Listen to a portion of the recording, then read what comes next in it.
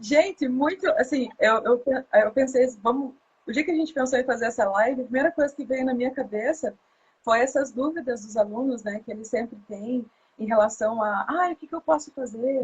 Como que eu posso intervir quando tem depressão? Mas aí também é importante, além do papel do cuidador, porque, assim, uma coisa que eu observo nos cuidadores, muitas vezes eles querem também dar conta de tudo, né, sozinhos. Digo assim, então, por exemplo, muitas vezes para eles, eles entendem que para serem bons cuidadores, então eles têm que fazer multitarefas sem Uhum, auxílio. E aí a uhum. gente vê que falta muitas vezes também do cuidador pedir auxílio para outros profissionais. Então, o fato do cuidador pedir auxílio para outros profissionais não significa que ele não seja um cuidador competente, pelo contrário. Então, ele está sendo mais que competente, porque ele está vendo, Exatamente. opa, eu fui cuidado e chega até aqui. Então, por exemplo, se ele observa que o idoso precisa de um acompanhamento de um psicólogo e muitas vezes até de um psiquiatra, então ali já não vai, ele não vai conseguir ir além desse papel. Então eu vejo que Exato. muitas vezes o educador, ele carrega com ele o que a gente, né, o que da psicologia é chamado, me corrija se eu estiver errado, mas a síndrome da salvadora, que é aquela ideia de que não, eu vou salvar o idoso, então eu vou mudar totalmente a vida dele, ele, né, então aí acaba gerando também a tal da a codependência da cuidadora com o idoso e do idoso com a cuidadora. Então a gente vê muito essa codependência de ambos que acaba sendo gerada por o cuidador entender que ele precisa salvar esse idoso. E não é assim. Então ele precisa, o idoso ele vai precisar de um suporte também de um psicólogo e, se necessário, também um psiquiatra para entrar com a parte medicamentosa. Né? Então, Sim. como cuidador, como cuidador, ele vai identificar onde termina o papel dele e entra, então, o papel do psicólogo, do psiquiatra e de outros profissionais. O que Eu você acho acha? que a primeira coisa é nós entendermos, e aí eu digo nós, todos nós profissionais, que nós temos limites. Né? Primeiro, nós temos limites pessoais e nós temos limites profissionais. Profissionais. Veja, Tanto mentais quanto físicos, né? em todas as coisas, por mais que eu tenha, por exemplo, um conhecimento de que uma alimentação saudável, né, faz bem para o corpo, para a memória e tal, eu não sou nutricionista. Eu não tenho Uhum. condição de orientar ninguém sobre uma alimentação. O que eu posso orientar nesse sentido? Que a gente sabe, né? Uma alimentação com menos gordura, com menos açúcares, né? Isso aí a gente pode, pode orientar. Mas eu tenho limites, eu não sou nutricionista, então eu não vou passar do meu limite. Por mais Exato, que não é da nossa. não é, não é da minha alçada. Por mais que eu entenda que fazer atividade física é importante, né?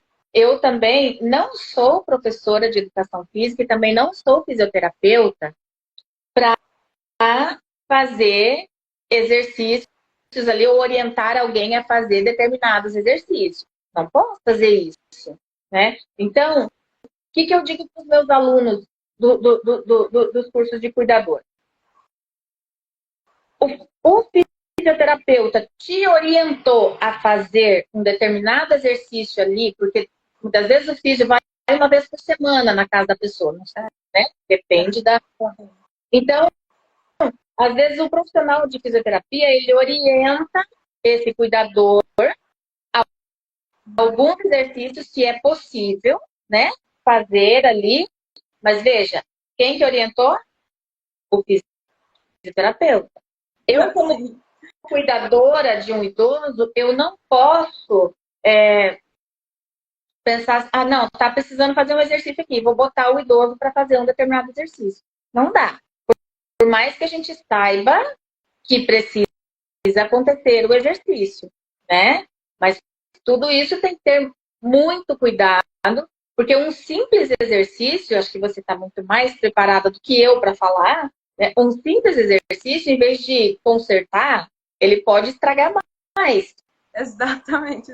Isso aí, sim. Não é? Sim. Né? Então, é a mesma coisa. Ah, porque eu sou... O povo usa muito isso, né? A manicure. Ah, eu sou psicóloga das minhas clientes. Não é. O cuidador, Não é. porque eu sou o psicólogo do senhor, da senhora que eu cuido. Não, não é, né? Então, pouco psiquiatra, porque o psiquiatra é um médico especialista que está muitíssimo bem preparado para atender essas questões, para medicar, né? E tudo mais. Então, acho que a primeira consciência que tem que vir aí é sobre os nossos limites.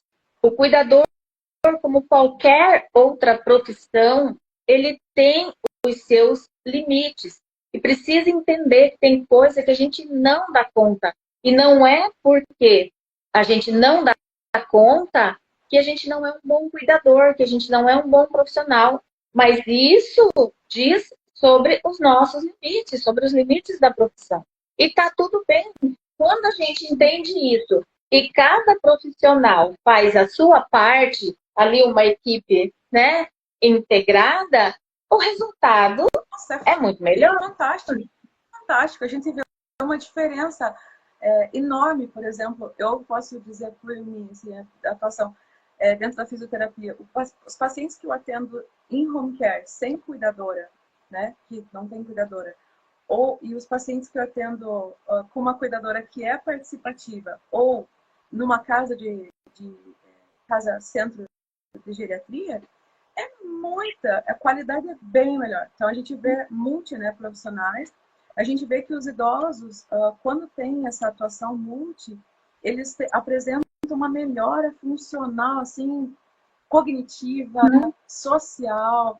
É fantástico. A gente vê um resultado muito legal quando tem vários profissionais de várias áreas atuando junto e, como você falou, cada um dentro do seu limite. Exato. Do que entende, né? Mas ambos querendo um objetivo em comum, que é melhorar o padrão, a condição, né, de vida, né, daquele idoso, né? Seja saúde mental, saúde funcional, reabilitação. Então, todas as áreas, né, trabalhando em equipe. Aí o papel do cuidador, assim, é essencial.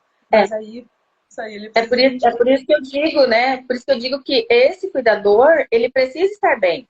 Ele precisa se conhecer, ele precisa entender. Por quê? Porque o que acontece quando esse cuidador, ele ultrapassa esses limites, às vezes fazendo coisas ali que não são da alçada dele, né? É justamente essa coisa. Eu tenho que dar conta. Eu tenho que fazer. Porque se eu não fizer, eu não sou o suficiente. Eu não sou um profissional bom, né? Então eu preciso ser multifacetas. Não, sabe? Tem que ser bom naquilo que você é, né? E um bom cuidador vai tratar a sua saúde mental, vai tratar a sua saúde física, começando ali com boa alimentação, com atividade física, porque não é fácil ser cuidador de idoso. Não é fácil, não é fácil. Não é fácil. Então, o seu físico precisa estar preparado para isso, para que você não se machuque, para que você tenha mais condição física. E o emocional é a mesma coisa, porque nós precisamos lembrar que todos nós que somos profissionais, antes de sermos profissionais, nós somos pessoas. Não é? E como pessoas, nós temos famílias, nós temos problemas. Exato. Né? As pessoas têm problemas, todo mundo tem, de uma forma ou de outra. Então, já vem para o trabalho com aquela carga, muitas vezes, que está emocional. Na casa.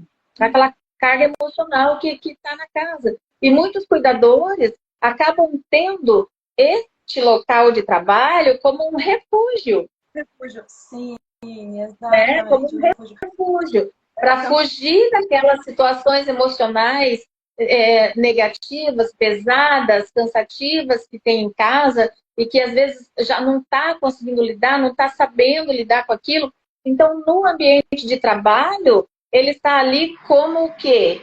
como alguém que faz a gestão de tudo ali. Então, ele está no controle, entre aspas. Por quê? Porque ele vai definir que hora que esse idoso vai tomar banho, ele vai colocar o almoço na mesa na hora, ele que vai administrar essa medicação, né, a qualquer atividade que ele está fazendo ali com esse idoso, é ele que está fazendo. Então, ele se sente, esse cuidador, essa cuidadora, se sente ali importante, tem que se sentir mesmo importante, porque é um trabalho fundamental, mas veja que não é nesse sentido que eu quero dizer, é no sentido emocional, de se sentir reconhecido, de se sentir importante, não pelo que está fazendo ali, mas por poder exercer a sua liberdade. Porque, embora tenha regras ali no seu trabalho, mas é isso que eu estou dizendo,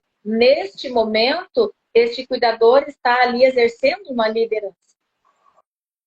Coisa que muitas vezes dentro da sua casa não consegue, não é possível devido a diversas situações, não é? Então, além de ser muitas vezes um ambiente ali mais calmo, mais aconchegante do que a sua própria casa, né? Sim. Então, são muitas questões aí que acabam envolvendo esse cuidador, essa cuidadora, e que, por isso, é importante que essa pessoa esteja bem, emocionalmente falando, para que consiga entender qual é o seu papel e, dentro do seu papel, executar da melhor forma possível, sem ultrapassar os limites. É esse ponto que eu queria chegar, limites, porque eu vejo assim, como você comentou, né, essa questão do cuidador, às vezes, querer ir para o trabalho como uma forma de fugir um pouco da rotina da casa, né? E ele também já não consegue lidar emocionalmente. Então, vamos supor, se é um cuidador que já não estabelece limites na sua vida pessoal, é muito mais difícil para ele colocar limites na vida profissional também. Então, aí você vê, por exemplo, cuidadores que as famílias acabam muitas vezes abusando desses cuidadores, né, no sentido profissional, de exigir uma carga horária maior, exigir funções que não cabem a ele.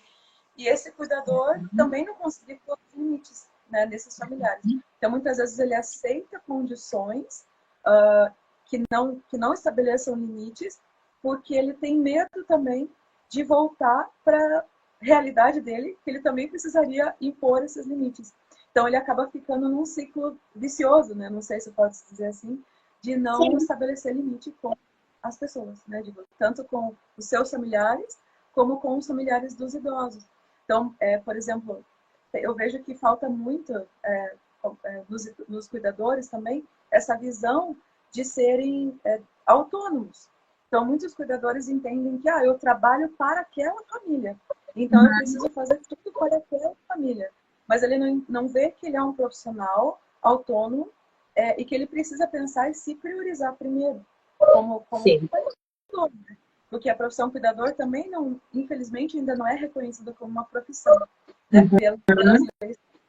Então, muitas vezes, o cuidador ele deixa de lado também esse conhecimento sobre a legislação, né? Por causa desse envolvimento que ele acaba criando e essas questões emocionais de fugir da rotina dele, da rotina familiar dele, por uma outra rotina que acaba sendo familiar também, porque acaba repetindo esse mesmo padrão.